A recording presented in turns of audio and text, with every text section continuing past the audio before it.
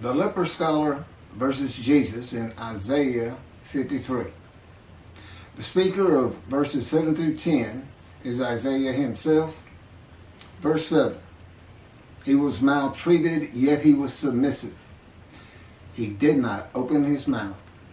Like a sheep being led to slaughter, like an ewe, dumb before those who shear her, he did not open his mouth.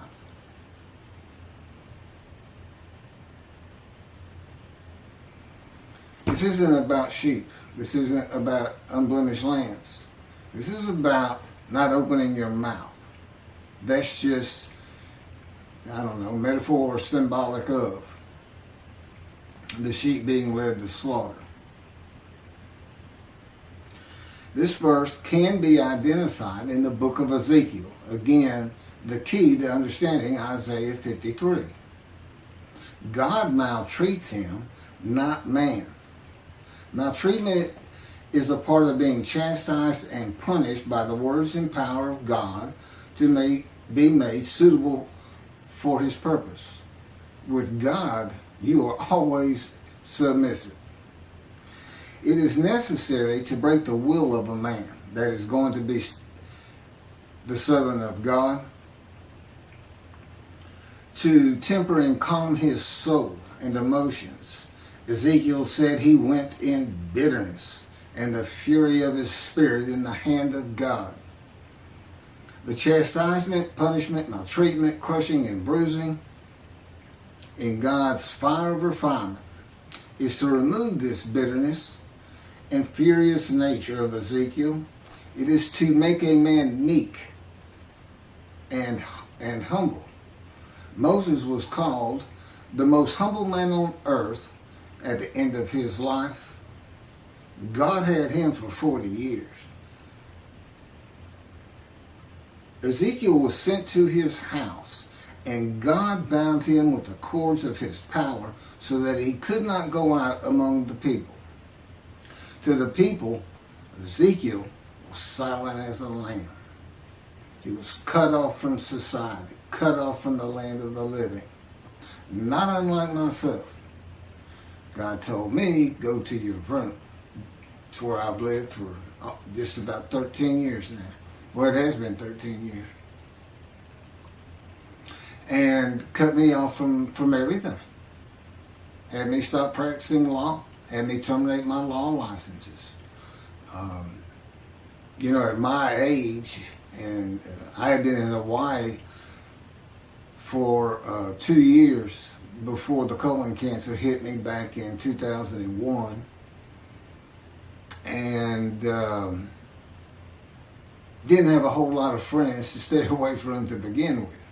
And not going to work at my age, those are usually where you have your friends and people you do things with. So that was gone. And my children are all married and they're all living their lives. They really don't know what's going on with me because I hadn't said much. I did right in the beginning, but just big question marks on top of their heads, so to speak. And never really said much about God talking to me. After the initial year, I guess it was, a couple of times. As I said, my daughter's in Galveston, Texas. My son is in New Mexico. And my oldest daughter is in San Antonio. That's the best of my recollection right now. We don't talk very much. They know I'm not happy or don't believe in that. I guess that's what it is, Jesus. And they're here in America. They consider themselves Christians. I wouldn't say they were Bible thumpers by any stretch of the imagination, but just saying such a thing here in America will have you ostracized real quick. And I'm sure it's something that Jews are well familiar with, the Jewish people. And to indicate that I believe Judaism is the religion of the three Abrahamic religions: Judaism, Christianity, Islam. By and large, people don't like to hear it here in America. They just don't. That's just the way things are. And I don't see it changing in a Messianic era. And if you watch this video, you know I'm very adamant about that. The man who is described and becomes God's righteous servant will be cut off from the land of the living and be silent as the lamb to all that know him, while God prepares him to be suitable for his purpose that might prosper. Just as he did with Ezekiel. Ezekiel, of course, was being made suitable to be a prophet to the exiles. And he was actually a part of the last deportation, I understand, or at least he was part of the exile. Now, Jesus talked until his last breath. In one gospel, Jesus is asked, "Are you going to remain silent?" And his response was to talk verse after verse after verse after verse after that. That was his answer to, "Are you going to be silent?" No, I'm not. I got plenty to say. And he was never confined to a house, to a room. He was always free to move. I was kind of surprised to see, oftentimes, he and his 12 would stay at a mountain near Jerusalem. Never see that in any kind of movie or anything. He did not live in Jerusalem. He did have a house. I'll get to that. Verse 8. By oppressive judgment he was taken away. Who could describe his abode? For he was cut off from the land of the living through the sin of my people, who deserved the punishment. That would be the people of Isaiah, the Jewish people. Now this is another way of looking at an offering for guilt. The oppressive judgment is being guilty and receiving a sentence of imprisonment in your home or your room. And maltreatment, chastisement, punishment, bruising, and crushing for the sins which causes the guilt of the Jewish people until suitable for God's purpose. God he uses these verses symbolically, with the offering for guilt in this verse being shown as a guilty plea before a judge of crimes not committed by the defendant. Ezekiel chapter 3 verse 14. The Spirit seized me and carried me away. I went in bitterness in the fury of my spirit, while the hand of the Lord was strong upon me. Okay, that would be the jailer for the oppressive judgment. Who can describe his abode and cut off from the land of the living? That's the prison. Ezekiel chapter 3 verse 24. And a spirit entered into me and set me upon my feet. And he spoke to me and said to me, "Go, shut yourself up in your house."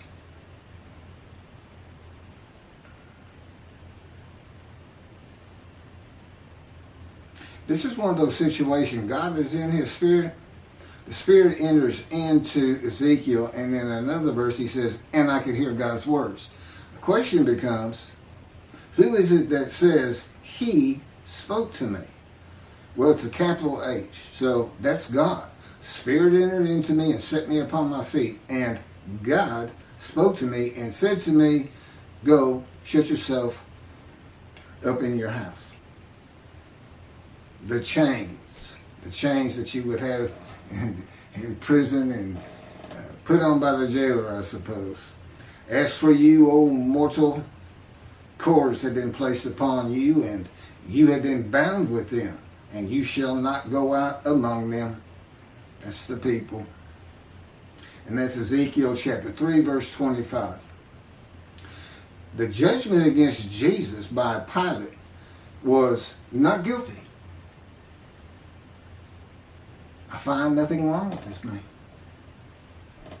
But to wash his hands of the whole religious controversy, Pilate asked the multitude that had gathered. And I don't know how many that is, and I don't know if the multitude was just Jews or if it included Arabs and Gentiles, and well, Arabs are Gentiles, but it doesn't tell us. A multitude had gathered, that's all we had. He asked them what they would have him do with Jesus. Release him? No, crucify him. And the multitude said, crucify him. That was not an oppressive judgment. It was not a judgment of being taken away or cut off. No, it was a sentence of death. It is oppressive, I grant you. But it's a death sentence. This is a sentence that is onerous, difficult to bear. And you don't receive long life. This man, here he has an oppressive judgment against him, and you have all these words like wounded, bruised, crushed, chastised, punished. But he's given long life. So it's not a death sentence.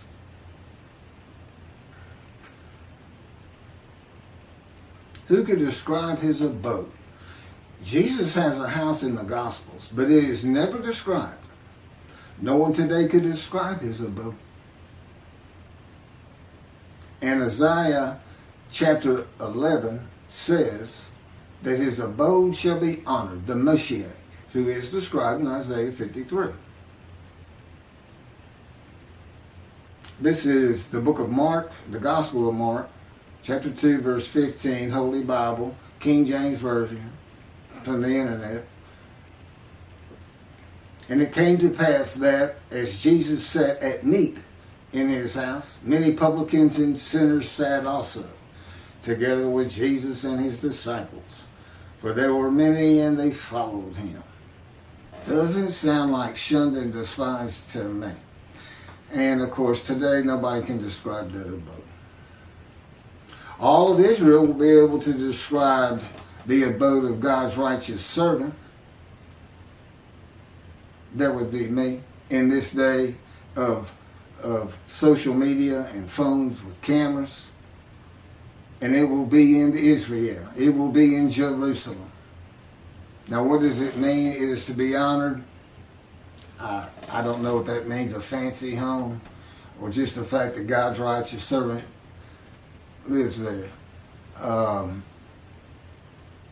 For these past 13 years, I've basically been in a room in a condo with my parents. I mean, I pretty much stay in here all the time. I go down to the kitchen once a day, once or twice a day.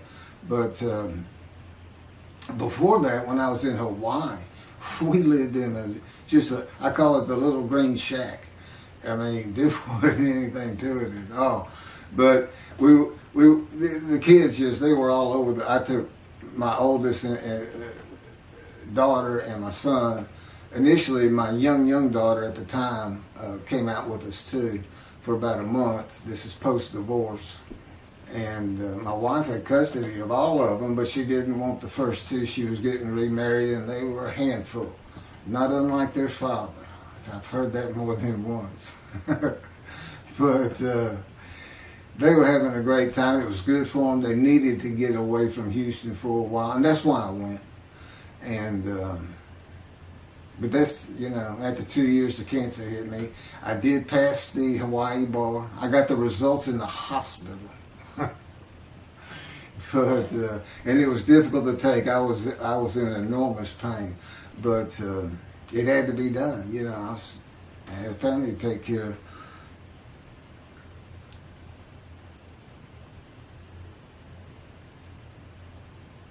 Through the sin of my people who deserve the punishment. Well, Ezekiel suffers the punishment. God tells him, of the houses of Israel and Judah, which is for sins, for 430 days. But the houses of Judah and Israel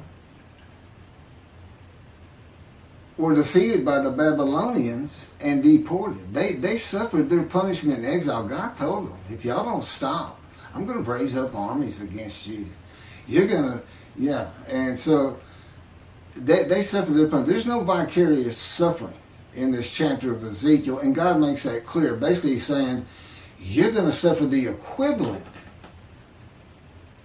of what they should suffer. The exile, 430 days pinned to the ground with your hands tied behind your back in the power of God. I don't know if that's really close, but God thought it was about right.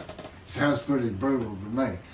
I myself, because I did something that in retrospect was about, it shows who I was when God first got to me. As he would say, when people ask you why it took 13 years to get you where I wanted you, or 13 plus years, tell them that story.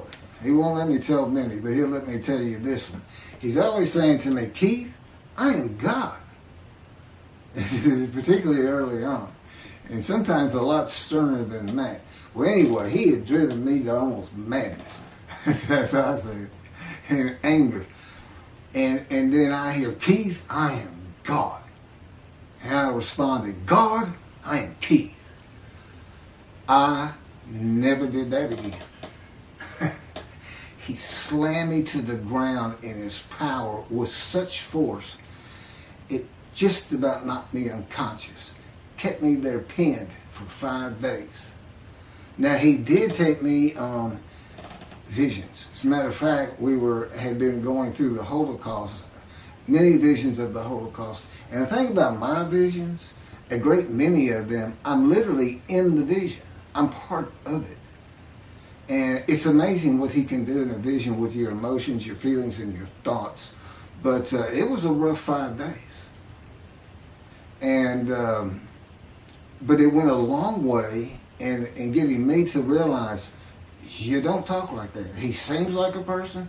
He seems like, your next door neighbor who's invisible that has come over and taken over your house. They're like gifts that show up at your door, and they come in and they tie you up in a chair in the back room. We're going to take over now. We got everything. Don't worry about a thing. Everything's going to be great.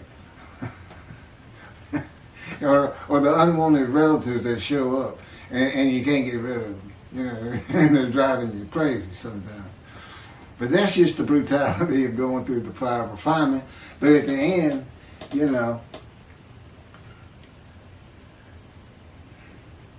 you're so thankful. I would have never been this man. I could never do the things he's having me do. I watch these videos before I post them, and I'm just like, I could never do that. I was pretty glib, but not like he has me be. And laughing and smiling, it's just like a different creature sitting there, and it's me. And it's almost dumbfounded. And I'll tell him, man, you were something else when you're operating me, the unit. Sometimes I call it. Anyway, again, he wants you to know these things about him. He's not just, everybody, I'm sure, especially those who seriously study the Torah and the Talmud, you have your own perceptions of this entity, God. Not as a man, but as a person yourself. You can't help but start adding attributes to him of a man. And when he converses with you, it says, one man to another man. But it doesn't take long to realize this is an entity, a being, that is nothing like man. Other than he exists and he does have emotions. And he did create everything. And of course, he relates to me in a way that I can understand. Is that how he is of his own when it's just him and his companion, the spirit? Probably not. It's different. So anyway, no vicarious suffering. God says every man is responsible for his own sins. And he tells his people, do not sacrifice your children. Because there was a false god that I don't, the fire god, I can't remember the name right now, but people would fire these idols up and toss their babies in as a sacrifice, and the Jewish people were doing it, and he told them, don't sacrifice your children. And what does Christianity say? God sacrificed his child so we are forgiven of disobeying him. Again, when you make a human sacrifice, it's the man's.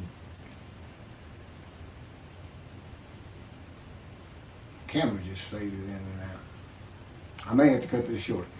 As the Mayans did, they were looking for favor. They made the sacrifice so their gods would do something for them.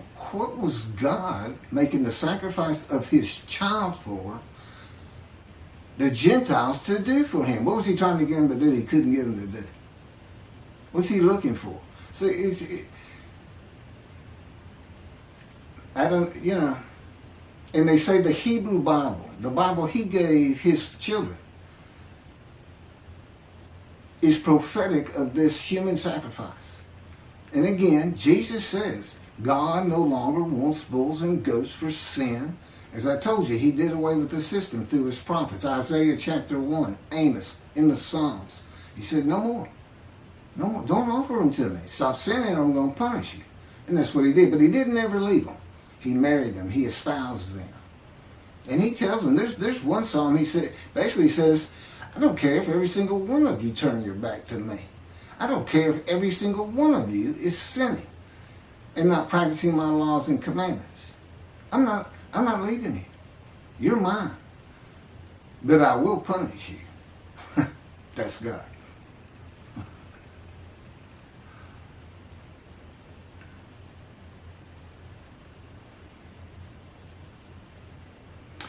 Verse 9. And his grave was set among the wicked, and with the rich in his death. Now, Jesus was a poor man. He didn't have anything, although he did have a house. I don't have a house. And poor car, or even a bicycle. God didn't have me get rid of my bicycle. I had walked for 13 years, like I'm in the Exodus. They camped out for almost 20 of those 40 years in front of a Don who never would let them pass through. That's what's, I mean, it's as though that's just part of the story that God knew he was going to write, that he was coming from a Don. Because, see, he's with Moses. Moses wasn't allowed to go through. That means God didn't go through.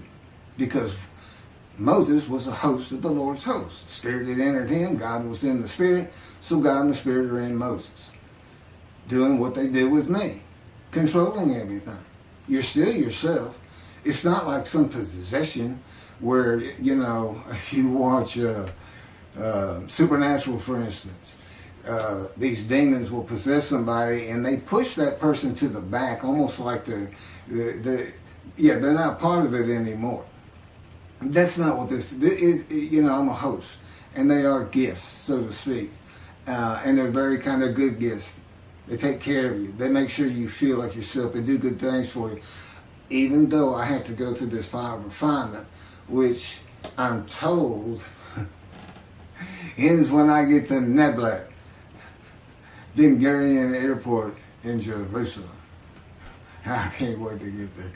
But, and doing work like this, see, there's been long periods where I just, when writing was done, and it was just, it's just brutal when I don't have work to do for him. He said, I can always make you a little bit better. So, and again, you can read about some of this a little bit more graphic in the life of the righteous servant of God in Isaiah 53, which is my life. God had me type. He dictated it. He's my ghostwriter, which is, really, that's something else. I mean, it's just a life of getting hurt banged up and suffering. I mean, that's what it's focused on, you know. So there's some interesting things in there. A lot of information, but really to get outside of Isaiah 53 and see other matters of the Bible that aren't ever discussed, or whether the knowledge is weak, like it is with Isaiah 53 today in this teaching of Israel being the righteous servant. There's a lot of other material, and there's a lot more on Jesus and his story and the Essenes and this and that. Probably about 7 chapters, and the rest of it is all Judaism, the Jewish people.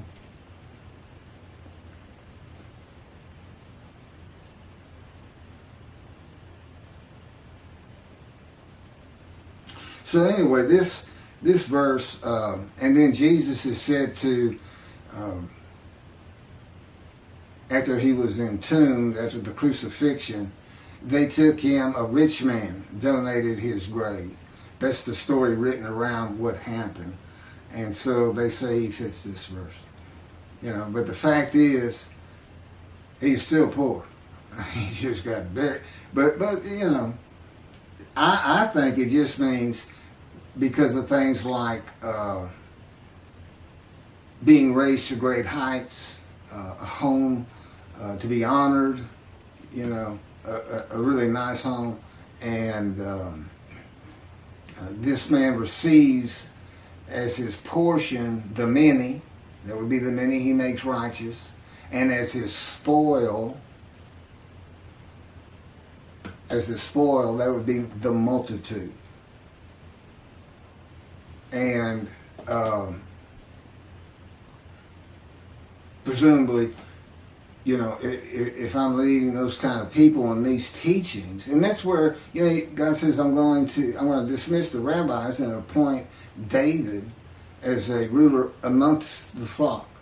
Well, this will be what I do, is the things that he would have me do, of course, as his servant, but also the matters of the book. This teaching of a different end times, the mysteries of heaven. There's nothing I don't know for the most part, or as far as what can be related to other human beings and understandable.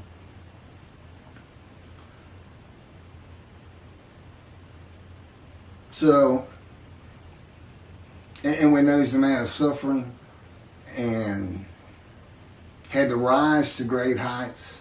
So, and then he's taken from the world. You know, he took me to poverty. So, to me, I read that and, you know, I was a poor person, but I'm going to end up rich. Verse 10. But the Lord chose to crush him by disease, that if he made himself an offering for guilt, he might see offspring and have long life. And that through him the Lord's purpose might prosper. But the Lord chose to crush him with disease. Now, I think I've covered that sufficiently. I'm familiar with disease. My life was crushed by disease, by cancer. I was supposed to die 20 years ago. God says, I took it from you. I gave it to you, and I took it. I gave you cancer, but you survived because of me. I orchestrated you getting shot through the abdomen. You're the man of suffering. A lifetime of it. But I made sure you didn't die. Now, I don't know exactly how he did that, but, you know, possibly he was in the operating room and helped the surgeon's hand. I don't know. But it's very difficult to be shot in the abdomen when you're 18 years old. It's very traumatic, to say the least. There's little question. I had nightmares just about all my life from seeing things that you just shouldn't see in a household where there's been a number of suicides in the family, and as a young child, and then the trauma of being shot. And that's what I believe was always causing this headache I had. It was from biting down, it was inability to sleep good, nightmares, which is a byproduct of post-traumatic shock disorder. And that's what I thought my problem was. And I was destroying my jaw joint by all the biting down. And as I also just mentioned in the last video, God controls my dreams. So that stopped. But he also was causing that pain. He was causing me to do that because, again, I'm the man of suffering. He came to me in the womb to make sure I fit these verses.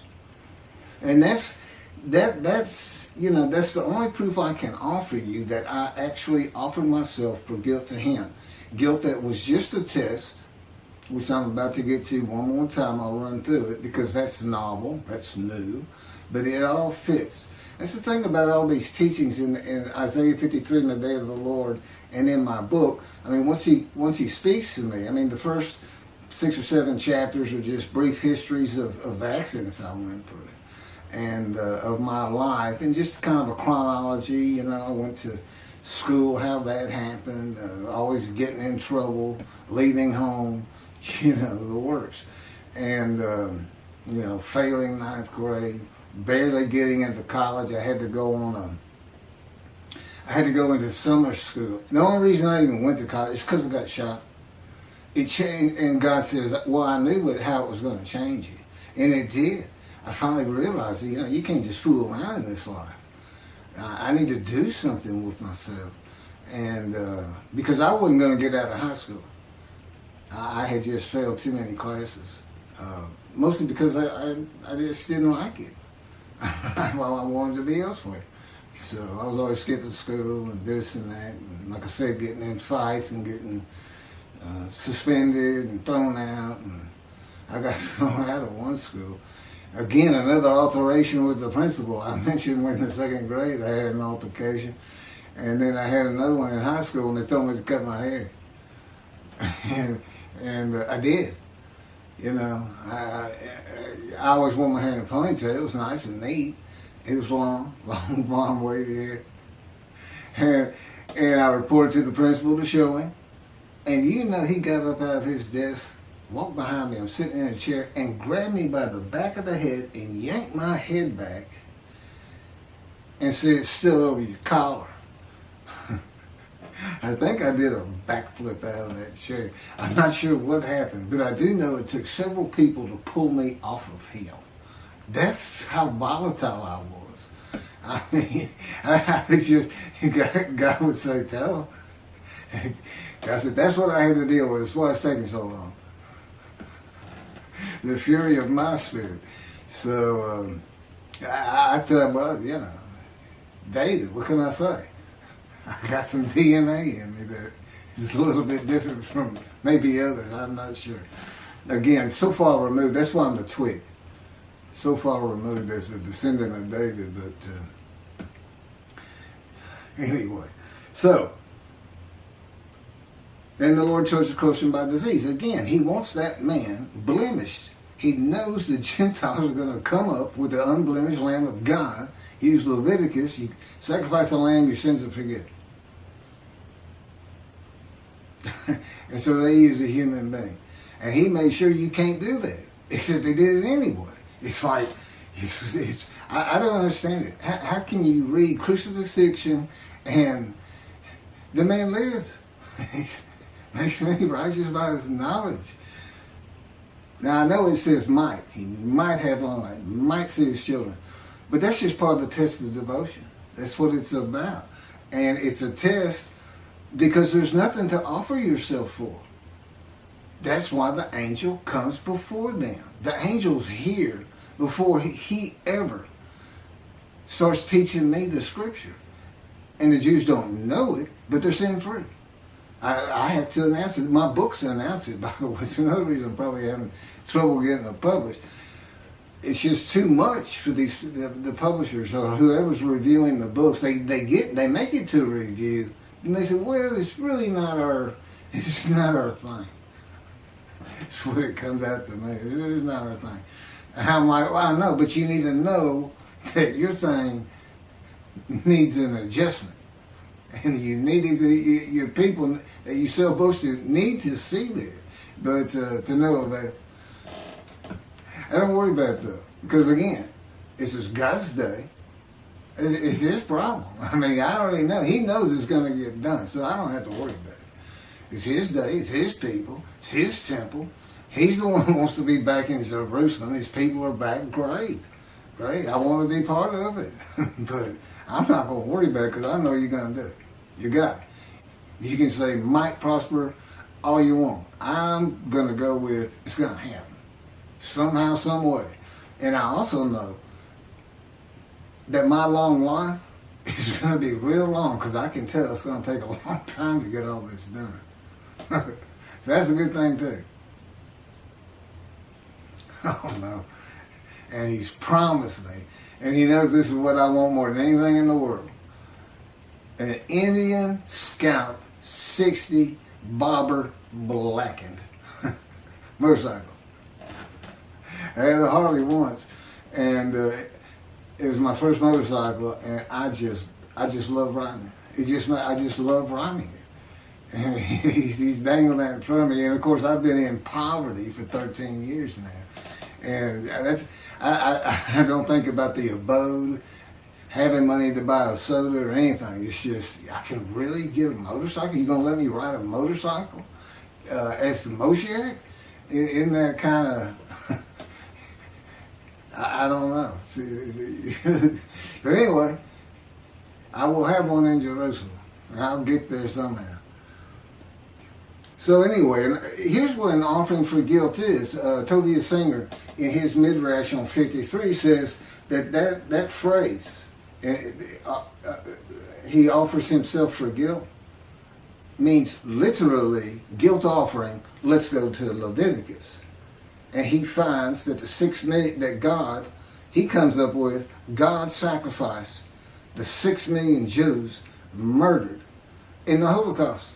Now, none of it works. I'm not even going to try and get into it. He's a brilliant man. He's got knowledge from sea to sea. You know, he's like an encyclopedia on the Bible. But boy, the reasoning capabilities on that particular verse right here, verse 10, just left him, in my opinion. Because Israel is a man, they had to gather as one. See, it all started with the first covenant. All the Israelites gathered, and to a man, as the man Israel,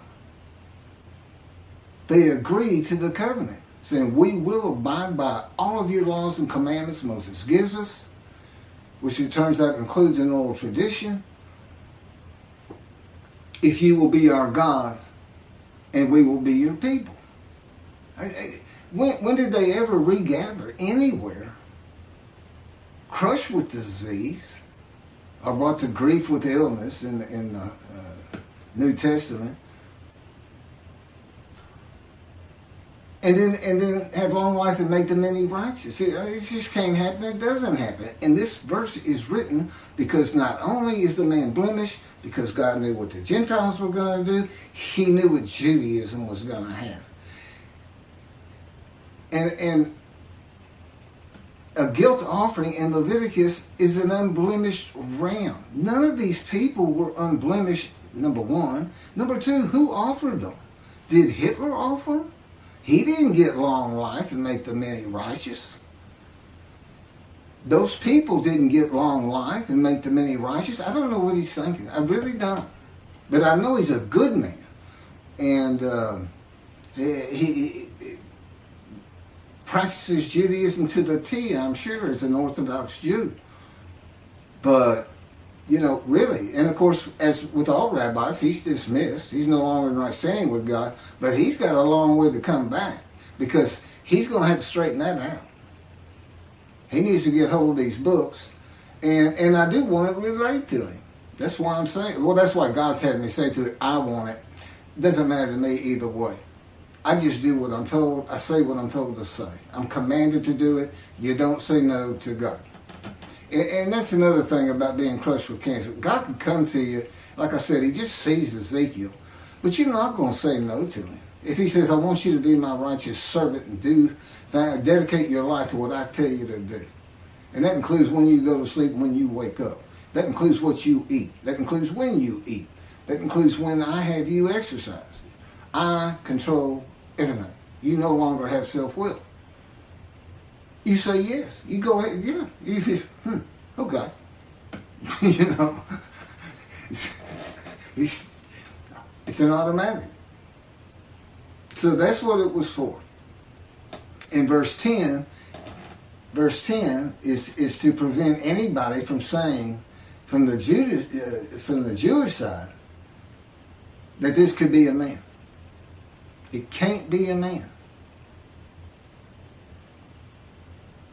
Especially cannot be an unblemished lamb, a perfect man. See, I am this man, and I am the polar opposite of Jesus Christ. You can't put us in the same sentence without having the sentence blow up. You can't do it. But I'm who fits it. Not a perfect, handsome, beautiful, charming, pleasing, intelligent, sinless. So he says. I don't know. False prophecy, I'm going to come back. He doesn't do it. Is that sin? Is that lying? Is it deceit? But this whole Zechariah thing, I'm going to ride into Jerusalem on an ass, as all of the prophets say of me, I shall be mocked, spit on, scourged, killed, and rise on the third day. And yet the prophecy says the man will ride an ass into Jerusalem, and the next verse is, it's summed up, defeat Rome. In his time, today it would be throw the Palestinians out of Israel, get them out of there, make them go to Jordan. Tell them that's it. We're not having them. You're not going to keep launching bombs at us. You're not going to live inside our land. This is God's land. You can't come in here and possess it. You can't adversely possess it. To God, you're the trespassers. That's what he would call you. That's what he does call you. I don't want those trespassers in my land. I want my temple on the Temple Mount. He said, I don't care about their mosque. I ain't care about our synagogues, as though I got to have an excuse, and I don't. I get the feeling. If we weren't in the modern era, with satellites and television and social media, that he'd just say, drive them into the sea. And their families, just like the promised land with the Israelites. Drive them into the sea. Get them off. Take their women and children. Take their stuff. And take their animals, drive them into the sea. Just to be done with them. See, he's not a human being.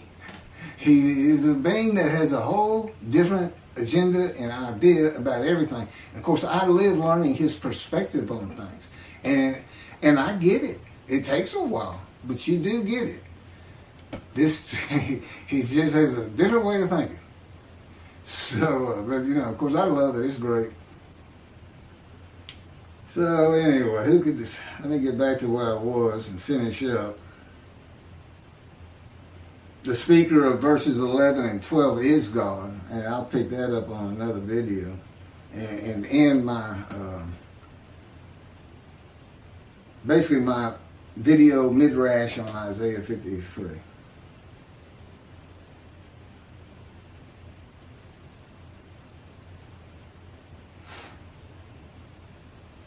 I think I've covered just about everything.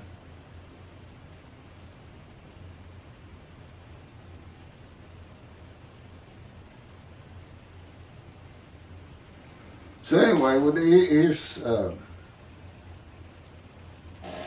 passing the test of devotion. Is when I really started learning about a host and a man divine beings. I didn't understand he hadn't even taught it to me. I don't think I really got it until we were actually writing the book, putting chapters together and adding new material.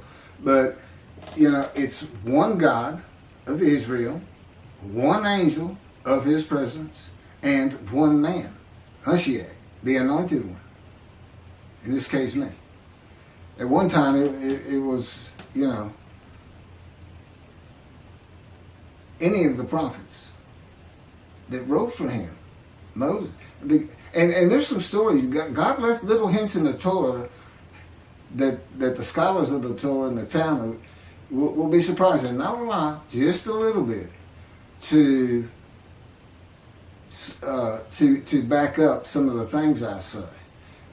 Things that had to do with that bright white face he had when he came back down the mountain the second time, what that was about. And his attendant, Joshua. And that's the name that Moses gave him. That's not his original name. And it wasn't his name at the time that he was following Moses up the mountain and living in his tent with Moses. And then after the bright white face that he had to cover up, the attendant disappeared. He's just like, Moses comes down the mountain and he's not waiting on him. And he's not in the tent. Then he would stay in the tent when Moses left. You know who he represents? The angel of the Lord, the Spirit of the Holy God. And that's the symbolic, you are now a sinless person, and that would be me. I can't sin. I don't even have self-will. I can't even, God controls me now. And, it's just fine. I'm old. I don't want to do any sins. I've had my wild days. I told God said, we got to this part, verse 12, he's a sinner. I said, I never really thought myself that much of a sinner. I was good to other people, and, I tried to do the right thing. Didn't really know anything about 10 Commandments or anything else. I'd seen the 10 Commandments, Charlton Heston, of course. Everybody has. And he said, you don't think you're much of a sinner, huh? And all of a sudden, I'm Scrooge in that story. Christmas, the ghost of Christmas past is taking me on visions. And in these visions, it's like, I'm back there. It's like the first time you start a car. You can remember, man, I felt so great the first time I drove a car. When young, but you can't really get that feeling back. He puts it back in me. I can literally feel as I did the moment I first started and drove a car. The excitement, the ambience that was around me at the time, everything. It's absolutely amazing. But I also found out it was quite the sinner. But I wasn't a habitual sinner of any particular type of sin. It just seemed like I hit just about all of them. And as the Christian says, if you've had murder in your heart, you're a murderer. Okay, well, I even caught that one because I'd get so angry sometimes. It was like, hold me back. This is it. Where's my guns? No, I never killed anybody. I don't even hunt. I've never hunted. I can't even kill animals. I don't even like stepping on a bug. And I never have. It's always been me. But again, he's been with me. There's little things about my personality that made me a better person without me knowing it, but without any particular extreme. I don't know who I'd have been if he hadn't come to me in my first year. I don't know. It's something that we've been working on more lately than any other time in the last 13 years. And I tell you, it doesn't really matter to me. To me, I'm just me. My disfigurement, that's just me. It doesn't bother me. It doesn't bother me that you say you did it. And I believe him. I said, you did. I loved running, and it really hindered me in track because you need 2 strong arms for a quick start to drive out of the blocks and everything. And but one thing that never happened, which is surprising, because he said part of the reason I did it is so that people would pick on you and bully you and this and that, because that's what happens to young Jewish people. I wanted you to feel as best I could the suffering of the Jewish people in every way imaginable, including the wounding, the crushing, the bruising, the maltreatment. And but the fact is, nobody ever made fun of me about this arm. And it could have been I looked like, because I wouldn't smile, and it's like, I had a friend tell me, it looks like you when you look at people, like you want them to say something bad so you can launch into them. And maybe that's why. But anyway, he's changed. I'm not that person. Not that person. It did take him 13 years, which I think is a little ridiculous. Personally, I always say, look, more power, less suffer. What's wrong with that? He said, Keith, I am God. I decide these things. I decide how long it takes. I know what you need. I know where you have to be. And I say, you're not where I want you.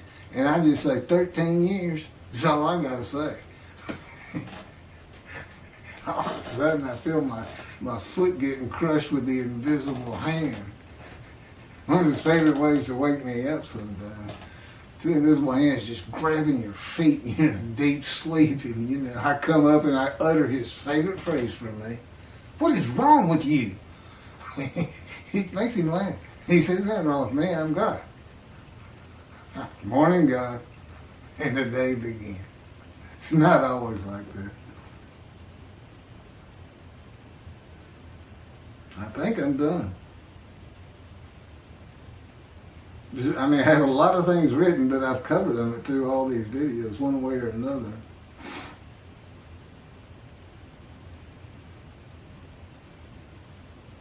Okay, this is the last of the verses by Isaiah.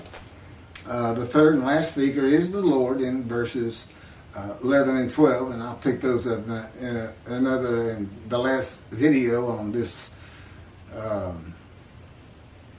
Midrash of Isaiah 53 on camera. I hope you take these serious. It's a serious business. We're talking about destruction to the land of Israel. That's what I think of. And of course, he puts these thoughts in me and to make me feel like it's actually my responsibility. Even though I know better. It's not my responsibility because I don't control anything. But I still feel it. Just like I still feel like me when I know he's having me say words that I wouldn't be saying. It's very complicated. And it does take a long time. And I do it again, even if I didn't have this wonderful task in front of me. I mean, to go to Israel, to know, I'll be able to earn a living again and have things and help people understand his personality and be instrumental in having the temple built someday. Could be 20 years from now. I'm 63. Moses was 80 when God spoke to him. Lived to be 120. I don't want to be 120. Is that story? Or was he really 60 and lived to be 100? You never know with God. He throws a lot of stuff into his stories, but the fact is, though, everything happened on the ground. It's kind of like you see a movie and it says, based on true story. Because God said, it's like the dialogue. He said, if you heard the way they talk to each other sometimes, he said, in the Bible it might say, and Jacob said, yeah, or Saul said, okay. Yeah, well, or Saul said, no. And it may have been a gesture. God said, okay, and Saul said, no. Because if you read the dialogues, they're all the same throughout the book. Yeah, and it's like third grade reader. It's very proper, very clean, very... And God said, these books have to sell. They have to get around. I had to add some story to it to make it interesting, but I put in my philosophy, the moralities. There's so much behind it. And that's why the Jewish people study Torah so hard. And Torah is like almost an entity to them that God created before he created the planet, Earth, people. And he did, but what they need to know is, it's not just the Torah he had written. It's the entire Hebrew Bible that he had before creation. The entirety, even the Psalms, he had written. Now he writes them in antiquity, so they read as though they come from antiquity. But, he's talking to his... Isaiah wrote Isaiah. That's what he told me to think about. He said, sometimes I had to get other people to finish, or do this, or do that. He said, but when you're reading it, understand that while there is a lot of story, I could have made any of it happen. All of them are within my powers, all stories. And I'm not talking about express miracles like in the Exodus, where he flat out says he's done it. But it's like you see Elijah, and he's calling down the fire at the sacrifice of the bulls with everybody in Jerusalem having come outside to watch it all with the bad guys. I can't remember their name right now. And he's not giving it to me. You think if God's control you, you'd be a perfect person. You'd be like a Jesus. No, I'm still Keith. I'm still me. Now, I can't sing, but I can still, I can argue and get angry, and nothing like you would think of Jesus, so to speak. And he's not part of this, There's nothing written about him in his time. And everything was a story back then. It's a great story. And like I said, there's all kinds of variations to it. And the fact is, I don't believe he ever existed. And I have it on good authority, he didn't. I'm the Moshiach, and I bring God's wrath. And I bring his reckoning. We'll finish up with what God has to say on 11 and 12, another video. I can't believe he just had me say that.